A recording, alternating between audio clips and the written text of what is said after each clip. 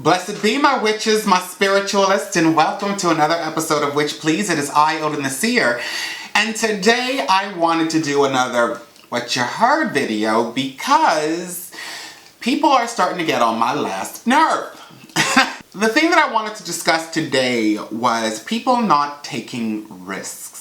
People seem to suppose that a risk in one area is okay, but you don't take a risk in the other area. But what you need to understand is that principle of taking risk is the principle of transformation and movement in your own personal development. Most times it has to do with their health and all these other types of variables. They're willing to take that risk. But when it comes to achieving what they truly want, that risk they're not willing to take. I believe it was Anthony Robbins who said, you need to learn to burn your boat. People have a tendency to succeed more than fail when they burn their boat. Burning your boat does not just mean achieving this goal on the mundane level. It also means burning your boats in other areas to ensure that you are going to put in the effort that is needed to make your desires manifest. I brought this to Witch Please because this is the same principle when it comes to magic. You need to be willing to put in the effort. You need to be willing to take the risks. If you're doing a love spell to bring somebody into your world, darling, and you ain't willing to go out and say hello to somebody? The principle of say what you mean and mean what you say is a very powerful principle indeed. Just be blunt about it. What is it that you're looking for? What do you want? People will go around this way and that way, almost in a way that they are trying to make what they want or asking for permission to have that, to test the waters, to see if the person's going to be on the same page as you. But the reality is, if you're speaking your truth, you will have just saved yourself a lot of pain and heartache. The reality is, the people who are where you are and want to be in that situation are going to take you more serious. If you're like, look, I'm looking for a relationship. Look, I want this job. Look, I'm going after this. They're going to take you seriously. Everybody has this fairy tale idea of what they're looking for when it comes to relationships, right? They're always looking for that Prince Charming or that maiden up in the tower. But let me tell you something about this. I have never once, ever once, read or watched Prince Charming ride up on his horse and say, let's see where this goes. Let's take it slow. So the moment you're doing this, you need to realize the image and the energy that you're putting out there is, I don't necessarily know if you're worth my time and my energy. You meet somebody that you like, and you tell that person, oh, I just want to see where it goes. Let me explain this to you, okay? The person who's really interested in you is going to keep looking because you have not given them anything to build upon. You have not given them anything to aspire to. You have given them, I'm going to take and look and see if something better is going to come along. You're trying to keep your options open? Why? For what reason? You need to really think about this and gain a better understanding of what that does energetically, what that does vibrationally to that situation. Because right there, you put out an intent, and that intent is not conducive to a long-term relationship. You don't go into a job interview, and when the person asks you, what do you think about this position? How do you feel about this position? You don't tell the person, oh, well, I don't really want to commit to it. I'll just see how it goes. You think you're going to get the job? You think when you go to the divine and you say, dear God and Goddess, please bring this into my life, and they open up the avenue for you, and then you don't want to commit to it? Do you think that the divine is going to continue on doing that? No, they're not. And I think it's high time somebody just cut to the quick and said, look, you want to make manifest your goals and your dreams, you need to be willing to put in that effort. You need to be willing to commit. Because you can put in a lot of effort, boo-boo. But if you ain't committed to it, it may not come to fruition. Burning your boat and jumping in, okay, and making things work, right, or going after your goals and your dreams is not just for one area. This goes through your whole life. It goes through your personal life, it goes through your business life, it goes through your relationship life, and it goes through your magical life. That is the way it is. You need to be willing to put yourself out there. And putting yourself out there means taking risks and burning your boat. I was talking to one of my students not that long ago, and I had to explain to her, if your actions are not conducive to what you're requesting from the divine, you need to realize how the divine sees you. The divine is going to look at you kind of like, what is going on here? What is going on in this person's psyche? What's going on in this person's mind? They're saying they want this. I give them this, and they don't know what to do with it, or they don't honor it, or they don't work with it. You hear people like Marie Laveau. She fully committed to her magic. You think of all the most powerful manifestors in this world. They fully committed to their magic. And this, my witches, is how you become a master in your craft and in your life. It is not different in different situations, okay? Whether it be love, whether it be family, whether it be relationships, whether it be career, whether it be magic, you commit. And then you will reap the benefits of that commitment. Even our connection with the divine, all of them talk about commitment. Committing to the divine, committing to your patron deity, committing to your ancestors, committing. If you don't mean much to them, I'm sorry to tell you, they ain't gonna notice you.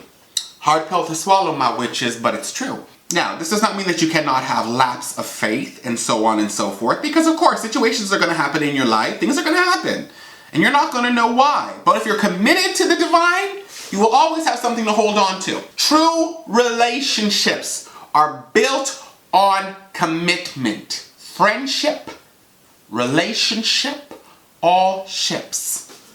Okay? Business partnership, commitment. Why would you want to be with somebody that is going to want to do something with you in a certain capacity, but not want you in that other capacity? What do you think that does to you vibrationally? Why are you going to work for a company that does not respect you as a being? Right? For the paycheck? And what is that paycheck worth to you? We have become used to taking the scraps, the leavings, and thinking that it's okay. It's not okay. We talk about loving thyself. We're talking about this. We're talking about that. These are all hot topics that everybody is talking about now and have been talking about for a very, very long time. But nobody really understands what that means. Loving the self does not mean putting a few rose petals in a bath. That's nice. That is taking care of yourself, right? Loving the self is also knowing what you want and be willing to do what it takes to get there. What are you willing to lose? What are you willing to give up? What are you willing to endure to make your dreams a reality? Commit to yourself, your magic. Commit to the people. If you want love in your life, commit to it. You want to be a good father or mother, commit to your family. Mean what you say and say what you mean. Because the ones who are ready for it will be so relieved to hear it. And they will meet you in kind. The ones who are not willing to burn their boats will run. You are not going to go into business with somebody who is not going to commit to the business. The divine is not going to assist you fully if you're not willing to commit to your goals and dreams. I'm not saying that people have to just jump into a relationship. I'm not saying that. I would never be the person that would be like, just get into a relationship with anybody. I'm not saying that, okay? What I'm saying is, be authentic about it. And what you will find is that when you start doing this, the quality of the people that come into your reality are going to become very different. If you're on a dating app and it just says looking for a good time, you know what? You might not want to contact those people. Just saying. I am so blunt when it comes to things like that. Any job I have ever gone to, I have told them I am interviewing them just as much as they are interviewing me. I'm that guy that you will see sitting in the lobby, and if I hear that it is not a nice place, or I hear this, that, and the other, I am the first person to bring that up in the interview. Say what you mean and mean what you say. Be willing to lose to get exactly what you want. Most people want to dabble around the outside of it.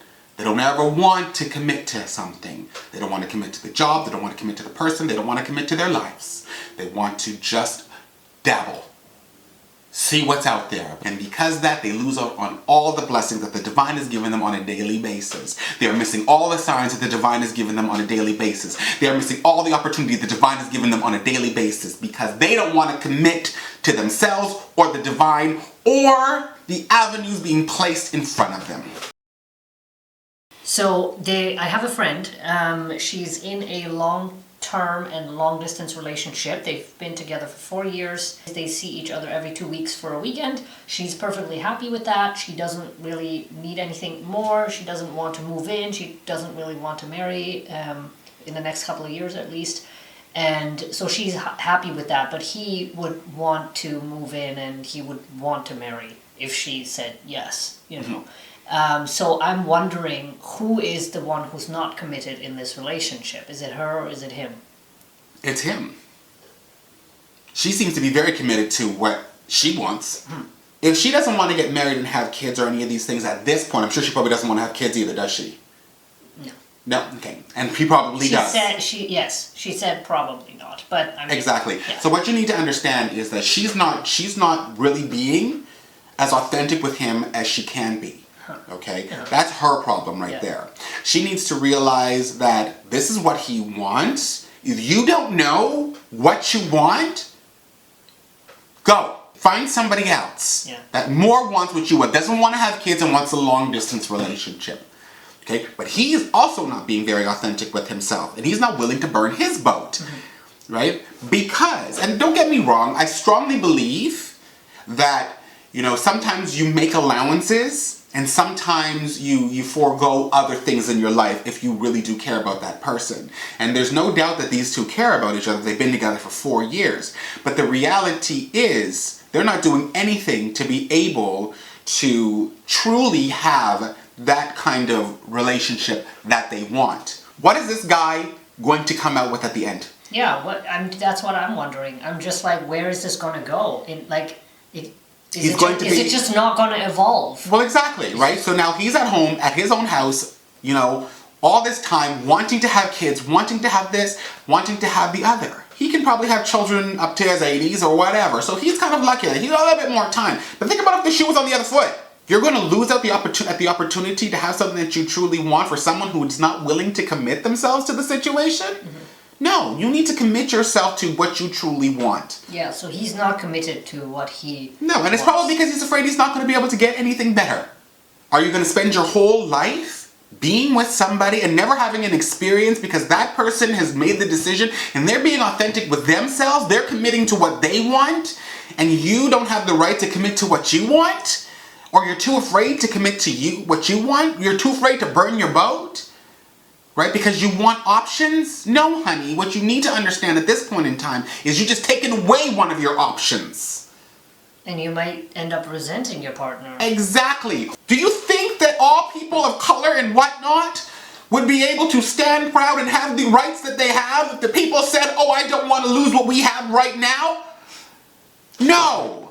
If the person said, I never want to have kids, right? And you know for a fact you do, there is something here that you need to take into account. People don't commit to, you know, they'll get angry, they'll get vengeful, they'll get this, they'll get that. Instead of committing to the fact that they care about that person or they love that person or whatever, they can't commit to that. They can commit, right, to the anger and the hatred and the decaying vibrations. But when it comes to the vibrations of emancipation, and movement and growth and development, people have a difficult time with that. If you want people to be authentic with what they want, be authentic with what you want. Say what you mean and mean what you say. Don't be angry with your partner because you chose that you are going to stay in a relationship with somebody that told you they didn't want to have children. Yeah. Right? You made that decision. You committed to that. Or you didn't ask when you were given the chance, and now 3 years later you're upset because now the truth comes out. It's like, look, if you already know what you want in the beginning of a relationship or before you even get lay it out, then be honest with your partner from the start. Exactly. Lay it down. Put it down. And people who aren't honest, I think, need to also understand that they're not just wasting someone else's lifetime. Yes. Because they can't make up their own mind, or they don't want to be honest with their partner. But we've grown into a reality where we are more authentic and honest with our friends than we are with our partners. We are more authentic and honest with some strangers than we are with the people that we spend the most of our time with. True. When me and you first got into our relationship, I made it very clear, did I not? Oh, yeah. This is what I'm looking for in my life. Right? And people still have a hard time with our relationship when they hear how we interact with each other. You talk about what? Well, of course we talk about that. We talk about everything. If not with you, who else? Exactly! Exactly!